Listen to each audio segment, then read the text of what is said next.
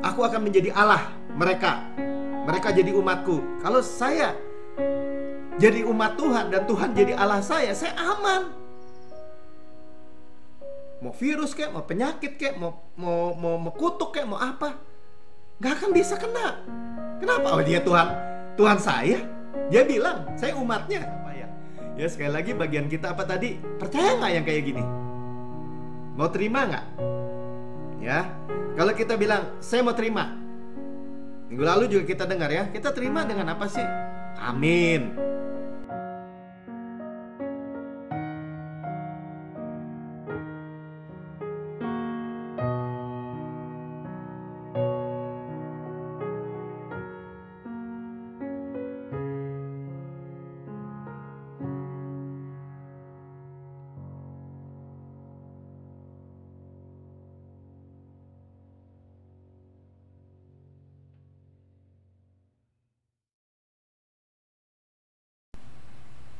Ya, shalom semua sekali lagi. Kita jumpa lagi di perjalanan membaca buku Unmerited Favor bab yang ke-12. Sekarang bagian yang kedua, karena terlalu padat ya. Bagian yang kedua kita bagi dua supaya ada bisa bertanya jawab. Kalau yang di YouTube, silakan like, subscribe supaya nggak ketinggalan, dan share. Jadi bagian dari kami untuk memberitakan kasih karunia yang radikal, kasih karunia yang murni. Nah, judul dari bab 12 adalah bagian kita dalam perjanjian baru. Ya, karena ada yang besar di Alkitab kita, ada dua perjanjian, covenant, ikatan perjanjian. Perjanjian lama dan perjanjian baru, ikatan perjanjian baru, covenant, ya, antara Allah dan manusia, dan manusianya adalah Yesus. Jadi kuat ya. Kalau di perjanjian ikatan perjanjian lama, ya Tuhan kasih hukum Taurat, kudus, benar, adil, tuntutannya sempurna,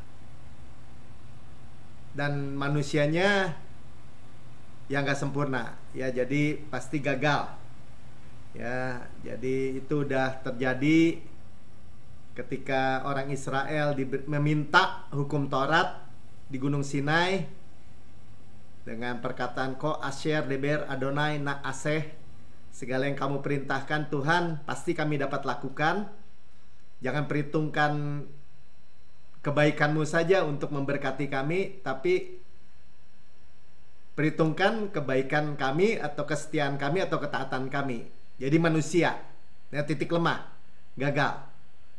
Ya, jadi kalau ditanya bagian kita apa dong di bagian ikatan perjanjian baru, percaya, menerima, percaya artinya kita ya pakai iman tentu saja ya, tangan terbuka menerima.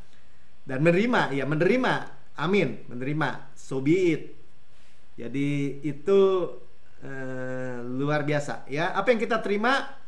Yesus dan karyanya yang sempurna ya. Ini bukan pelajaran dasar ya, bukan pelajaran dasar, tapi ini merupakan minggu lalu saya katakan struktur ya. Jadi sebenarnya ini kalau kita terima ya, maka kita harus terima absolut mutlak, masalahnya itu ya. Masalahnya itu kalau nggak terima absolut mutlak, komplit, total, secara nggak langsung akan ada bagian manusia, dan itu efektif kembali kepada ikatan perjanjian yang lama. Nah, jadi kalau ditanya bagian kita, ya percaya, menerima. Ya, jadi di dalam perjanjian lama ikatannya Tuhan bilang you should, kamu harus, jangan ada ilah lain di hadapanmu, jangan gini, jangan gitu, jangan gini. Manusia harus, gagal ya dihukum, ya berhasil ya berkat, do good get good ya, berlakukan baik dapat baik. Do bad, salah, melanggar, get bite, ya, get beat atau dipukul, dihajar. Oke, jadi sekali lagi, kalau saudara bisa tangkap dan saya bisa tangkap pelajaran ini luas sekali ya. Memang sederhana sepertinya ya, bahwa ini tentang klausa utama perjanjian baru supaya mantep gitu. Klausa utama ikatan perjanjian baru. Ya, Tuhan melupakan atau tidak akan pernah mungkin, ya, double negatif ume itu tidak akan pernah mungkin mengingat dosa dan kesalahan kita lagi. Nah, ini gak mudahnya gini ya, gak mudahnya manusia daging kan, tapi klausa utama ini harus mutlak gitu. Kalau Tuhan bilang gak ingat, ya gak ingat, udah gitu aja. Seperti Paulus bilang, pengampunan segala dosa dan dibenarkan sepenuhnya. Nah, Tuhan gak ingat tuh dosa lagi. Atau di ayat yang lain dikatakan juga oleh Yohanes, ia menyucikan kamu dari segala dosa. Kita di bawah air terjun pengampunan. Nah, mutlak nggak? Mutlak. Berarti apa?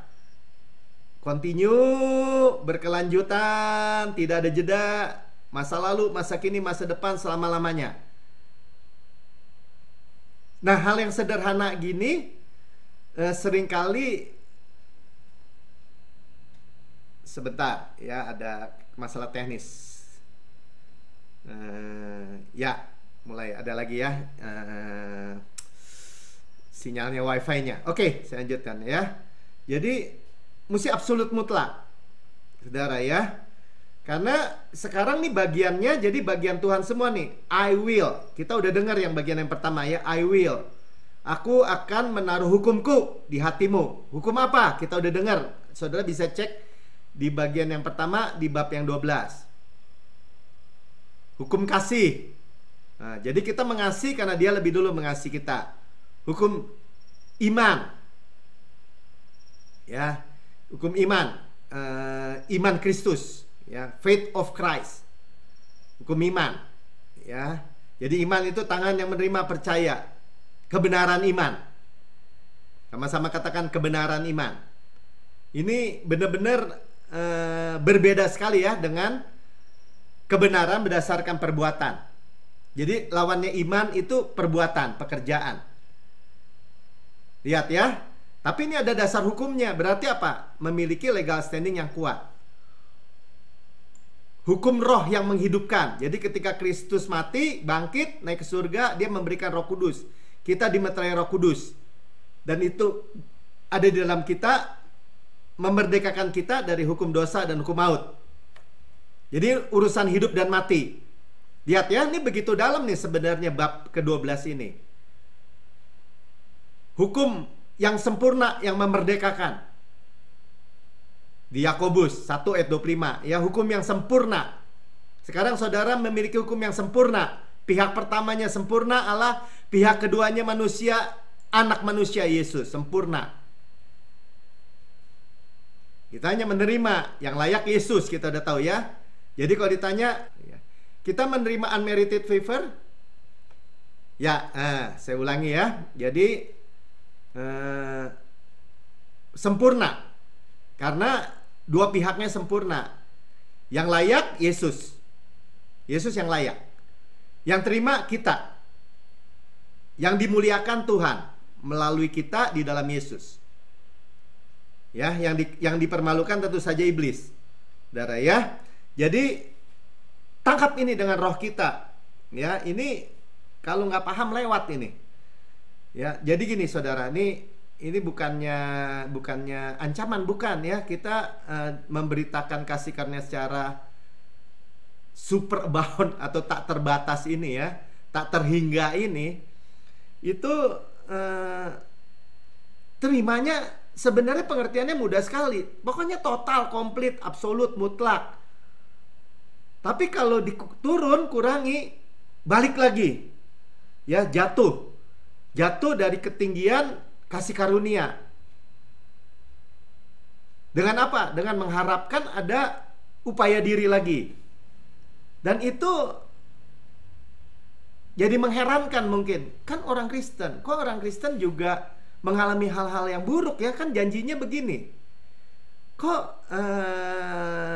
kena juga ya COVID? Oh, kok pernah juga ya malapetaka, bencana, tragedi, keluarganya berantakan, bercerai, anak-anaknya narkoba, hancur.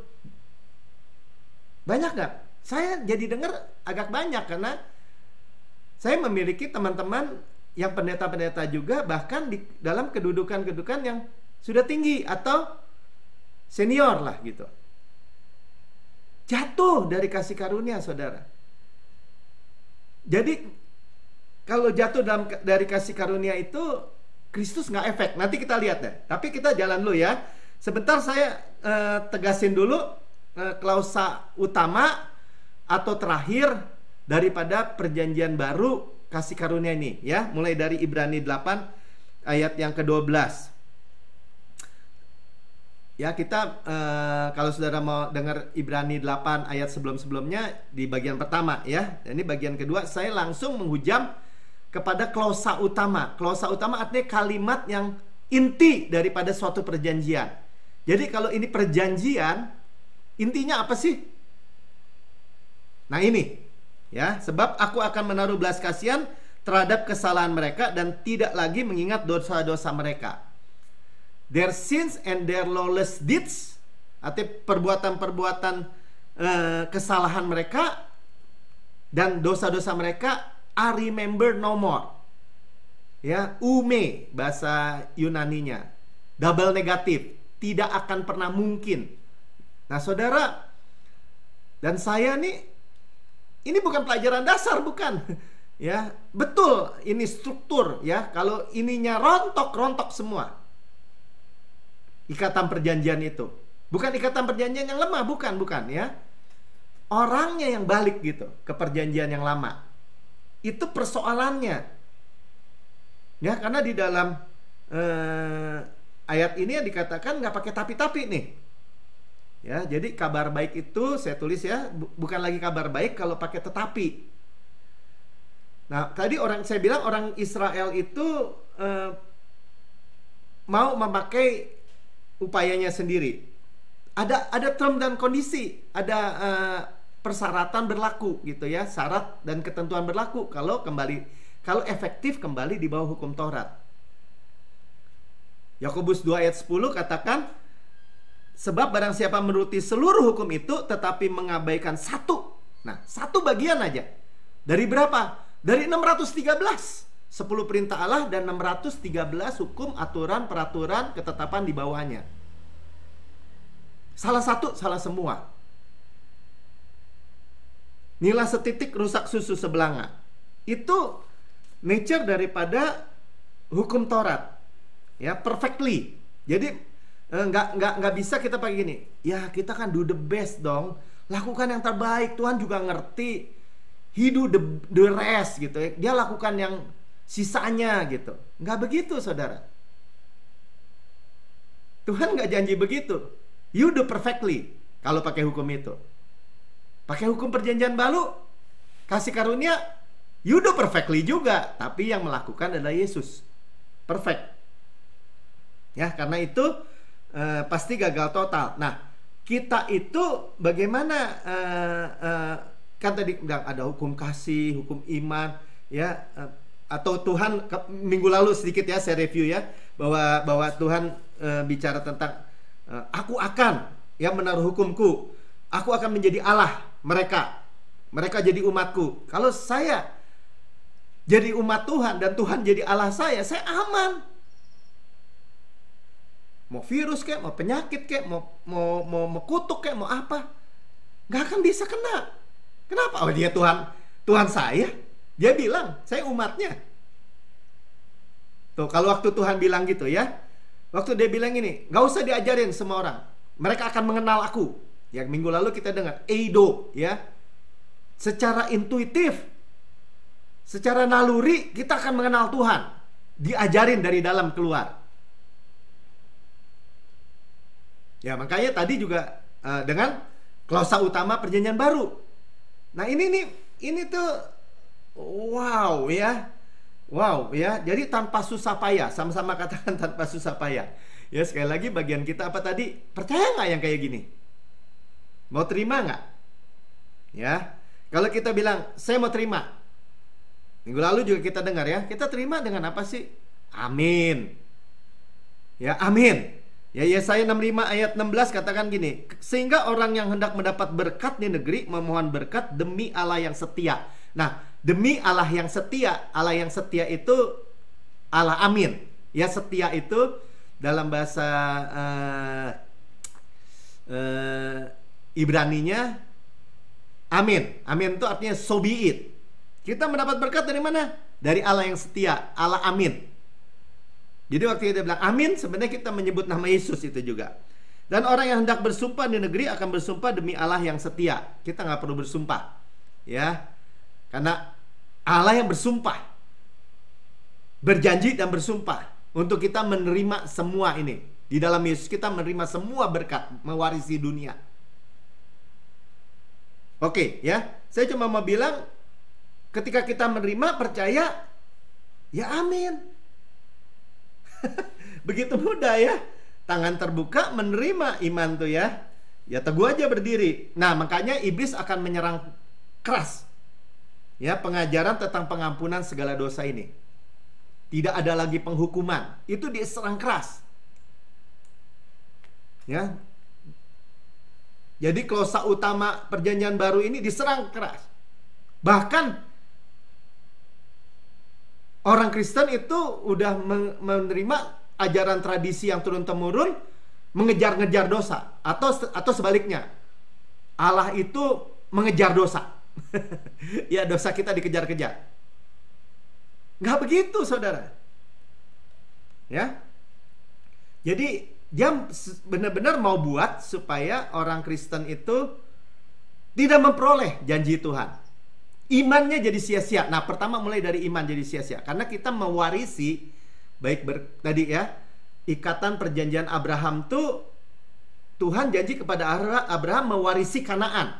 Nah, bagi kita diperluas di dalam Yesus, mewarisi dunia oleh kebenaran iman. Kebenaran tangan terbuka menerima itu.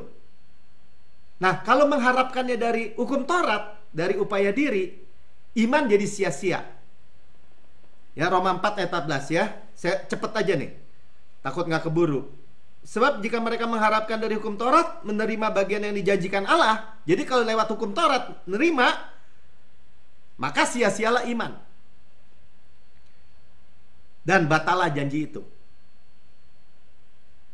Ya, ini ayat yang sangat mengerikan dan satu sisi yang membuat saya bertobat, benar-benar bertobat sepenuhnya, mau hidup di bawah kasih karunia yang hyper peresio atau hyper grace atau tidak terbatas ini.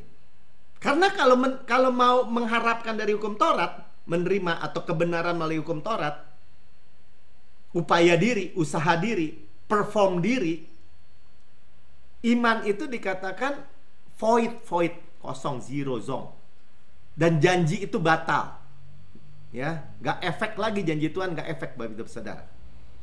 Ya, di dalam Galatia 5 sama juga. Kamu lepas dari Kristus dibilang. Jikalau kamu mengharapkan kebenaran oleh hukum Taurat, kamu hidup di luar kasih karunia, jatuh dari kasih karunia, bahasa Inggrisnya. Fallen from grace. Kristus tidak berefek. Jadi udah iman sia-sia, janji batal, Kristus tidak berefek. Saudara, nggak ada yang sebagai orang Kristen nih. Sekarang kita ngomong sebagai orang Kristen. Nggak ada yang lebih mengerikan kalau Kristus nggak efek, saudara. Bener-bener. Ya, saya kemarin baru baca. Ya, next time kapan-kapan kita pelajari itu. Sedangkan Rasul Paulus aja di bawah tekanan itu pernah jatuh dari kasih karunia itu. Dan hampir mati dia. Kapan-kapan kita cerita. Jadi saudara, ini masalah hidup dan mati serius. Saya anggap bab 12 ini serius banget.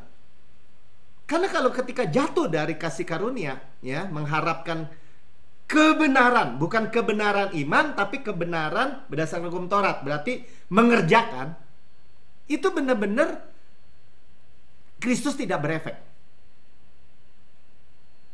Nah, sekarang bayangkan ya, kita hidup di dalam dunia dalam krisis global seperti ini, atau pandemi seperti ini, COVID-19.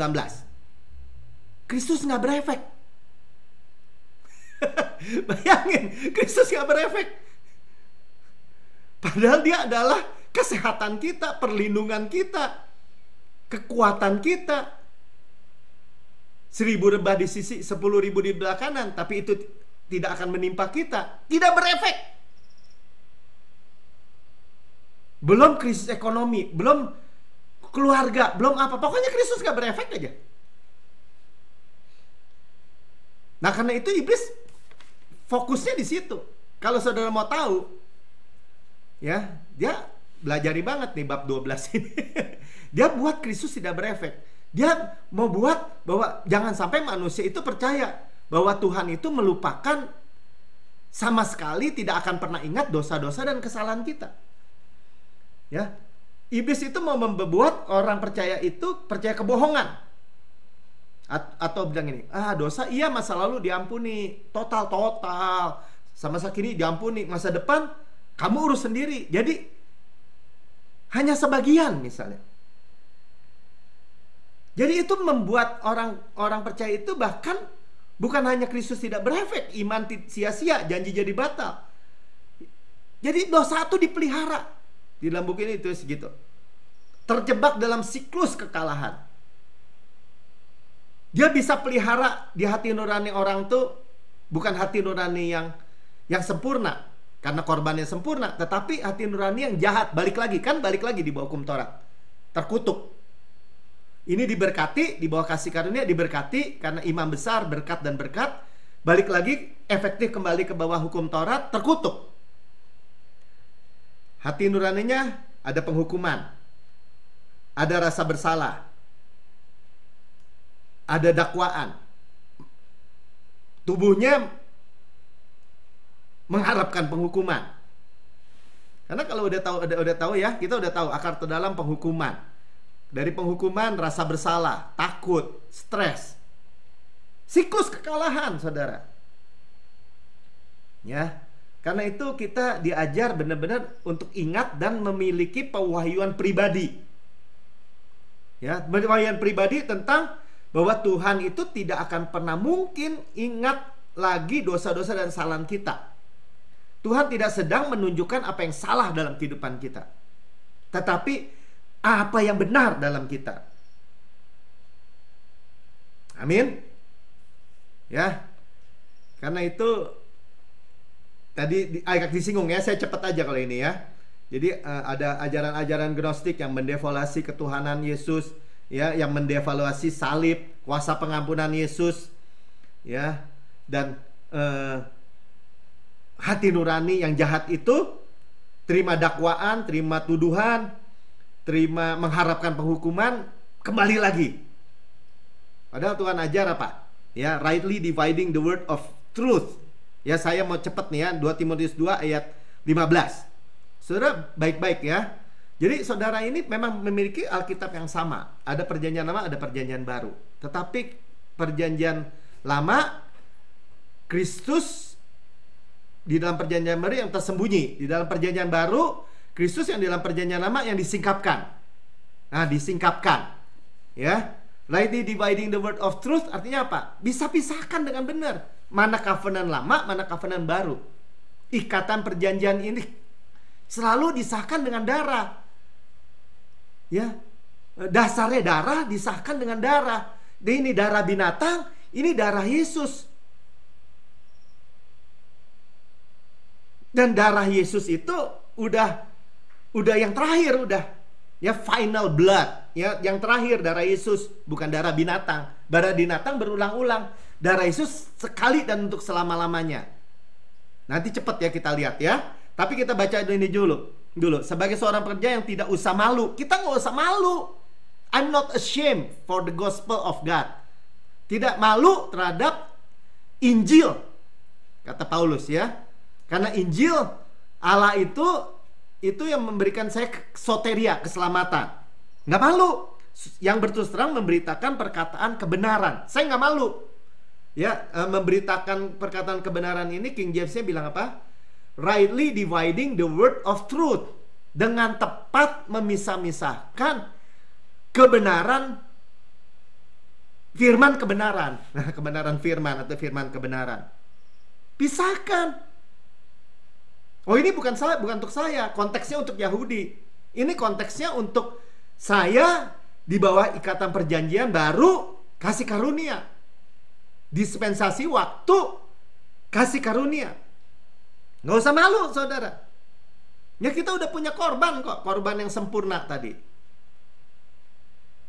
Korban apa? Korban bakaran, korban keselamatan, korban sajian, korban penebus dosa, penebus salah.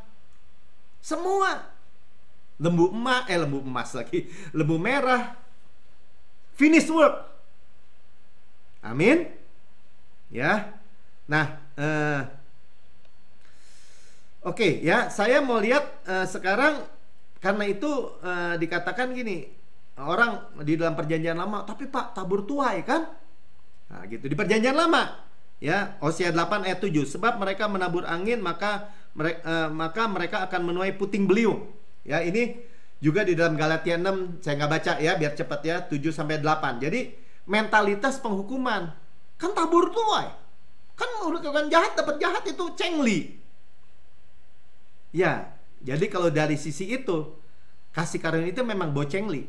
Orang kita yang dosa, Tuhan yang nanggung.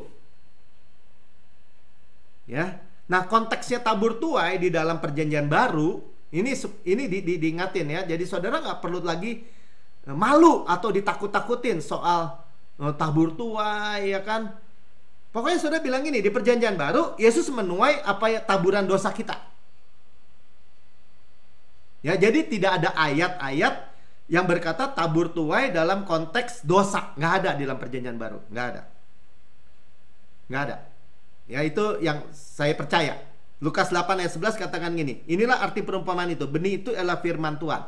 Jadi ada konteks uang, ada konteks firman. Saya menabur firman ini, saya menuai firman. Jadi apa yang tadi dikatakan klausa utama atau terakhir dari perjanjian baru ini, bahwa Tuhan tidak ingat lagi dosa-dosa kesalahan kita, itu nggak ada batas waktunya, continue, berkelanjutan, kepastian pengampunan total, mutlak, absolut.